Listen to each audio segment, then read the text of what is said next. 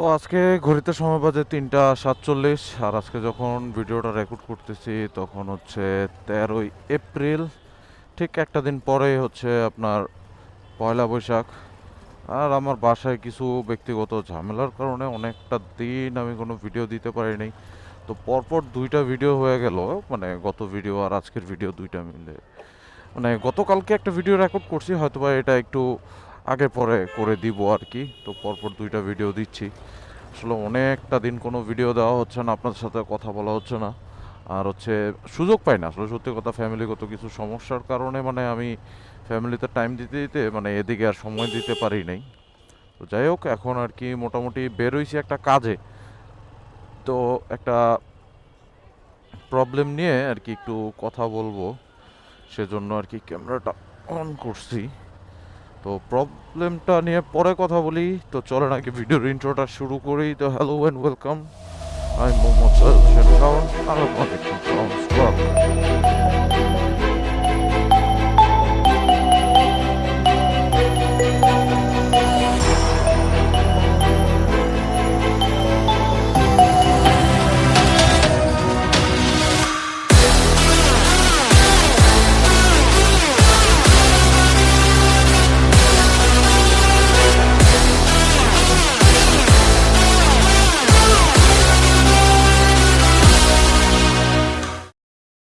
তো এখন ঘড়িতে সময় বাজে 3টা 57, আর আমি একটু ছোটোখাটো একটা কাজে বেরোইছি, দারুসালামের দিকে যাব।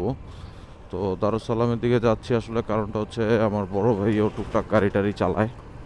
তো ও যার গাড়িটা চালায় আর কি, ও নর্মালি ড্রাইভিং করে আর কি। তো ও যার গাড়িটা চালায় সেই গাড়িতে একটা মামলা মানে খাইছে।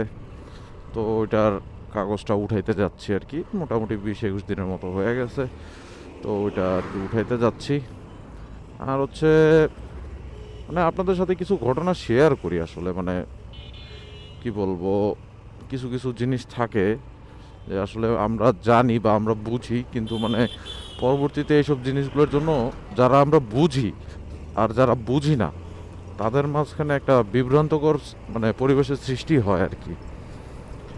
যেমন আপনাদেরকে আমি বলি যে নর্মালি ঢাকা শহর কিন্তু ওয়ার্ল্ডের লাউডেস্ট শহরের ভিতরে কিন্তু একটা, ঠিক আছে। মানে অতি পরিমাণে মনে করেন সাউন্ড পলিউশন হয়। তো এখানে সাউন্ড পলিউশনটা কেন হয়?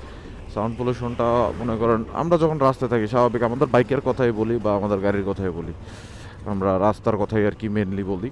তো দেখা যাচ্ছে যে রাস্তায় কি হয়, রাস্তায় আপনার টুকটাক যে গাড়িগুলো হর্ন বাজায় বা যে বাইকগুলো হর্ন বাজায়, মানে কোনো নিয়মকানুন ছাড়া। আসলে আপনার হর্নের প্রপার ইউজই জানে না যারা, মানে যারা এরকম হর্ন বাজায় তারা হর্নের প্রপার ইউজই জানে না, ঠিক আছে। হর্ন কোন জায়গায় কীভাবে ইউজ করতে হয় সেটা জানে না। হর্ন হচ্ছে একটা ইমার্জেন্সি জিনিস, যেটা আপনি ইমার্জেন্সির ক্ষেত্রে ইউজ করবেন।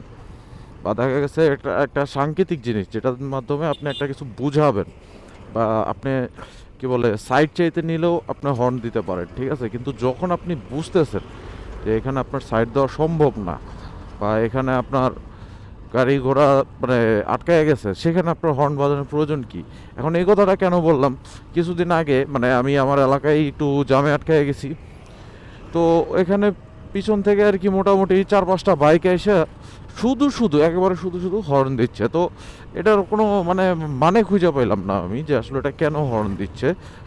আর মনে করেন এটার রিজনও নাই যে আসলে শুধু শুধু কেন হর্ন দিবে। আর শুধু বাইকের কথা না, আমি যে বাইক চালাই বিদায় বাইকের কথা নিয়ে বলবো তা না, আসলে গাড়িও মানে খুব আলটিমেট লেভেলে ডিস্টার্ব করে। যেমন আমি যখন হাইওয়েতেই চালাই, আপনি স্বাভাবিক চিন্তা করে দেখেন, আমি নর্মালি 50-60 বা 70-এ চলার চেষ্টা করি, ঠিক আছে, বা এর উপরে যাওয়ার চেষ্টা করি না।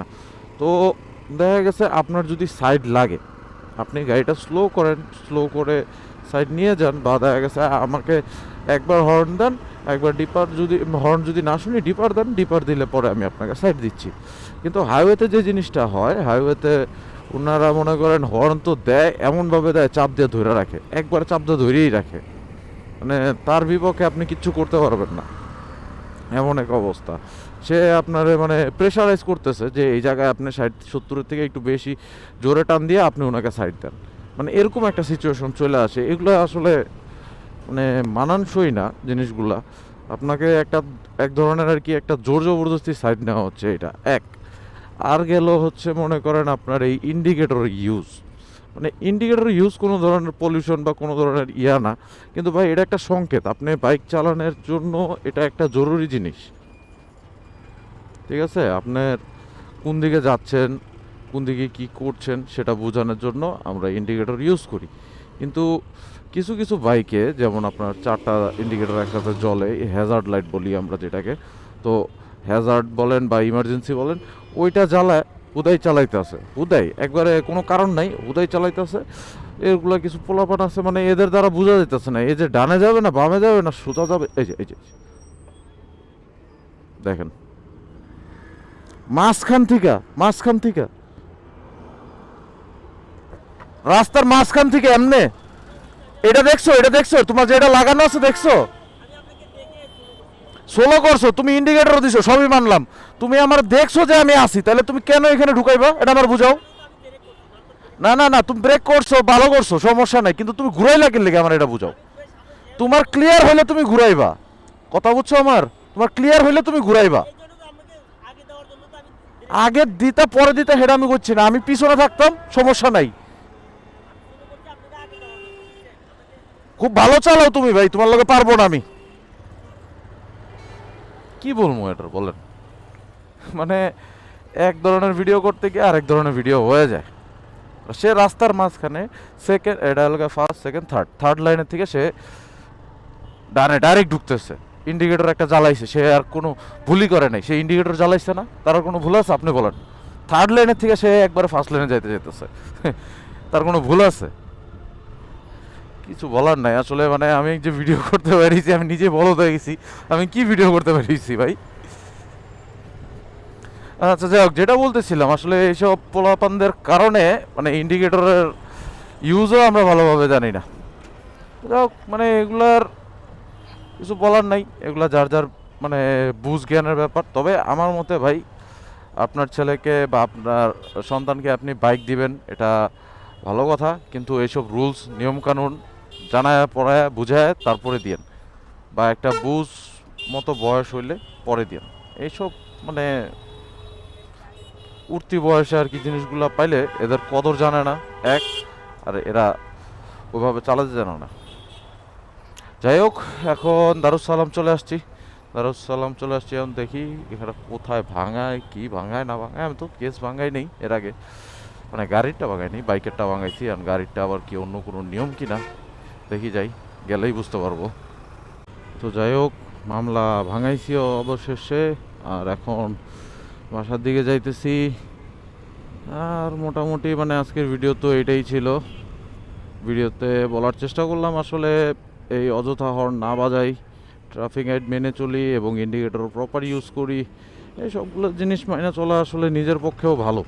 ঠিক আছে, আপনি যতটা মনে করেন নিজে সেফ থাকবেন এবং আপনার পার্শ্ববর্তী যে গাড়ি চালক আছে বা রাইডার আছে বা যাই আছে, মানে পথচারীও হোক, সে নিরাপদ, আপনিও নিরাপদ। তো এই তো ভিডিও, হোপফুলি ভিডিওটা ভালো লাগছে, আর ভিডিওটা যদি ভালো লেগেই থাকে তাহলে চ্যানেলে একটা সাবস্ক্রাইব করে দিয়েন, ভিডিওতে একটা লাইক দিয়ে দিয়েন, আর কমেন্ট সেকশনে জানেন কোন জিনিসটা মানে ভালো লাগছে বা কোন জিনিসটা খারাপ লাগছে। আর যদি ইনফরমেটিভ কিছু জানার থাকে অবশ্যই কমেন্ট সেকশনে জানান, আর আমি রিপ্লাই দেওয়ার চেষ্টা করি সব কমেন্টেরই। ইনশাআল্লাহ আমি সব কমেন্টেরই মানে রিপ্লাই দিব। আর হচ্ছে এই তো আজকের ভিডিওটা শেষ করি, তো দেখা হচ্ছে নতুন কোনো ভিডিওতে। আমি মোহাম্মদ সাজাদ হোসেন শাওন, এখান থেকে নেই বিদায়।